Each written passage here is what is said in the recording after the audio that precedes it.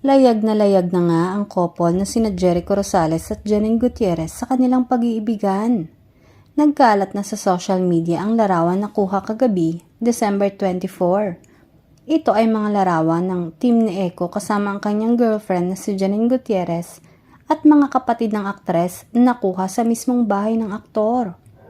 Nakakakilig, hindi ba? Isinama na ni Jericho si Janine sa bahay niya at kasama pa ang mga kapatid.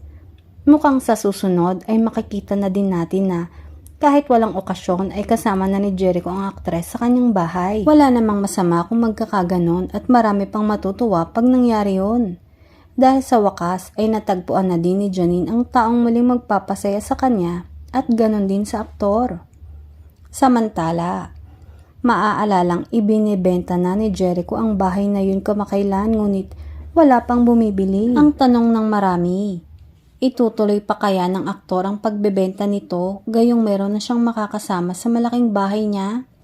Si Janine na kaya ang babaeng makakasama ng aktor habang buhay? Mga Econin fans, ano sa tingin nyo?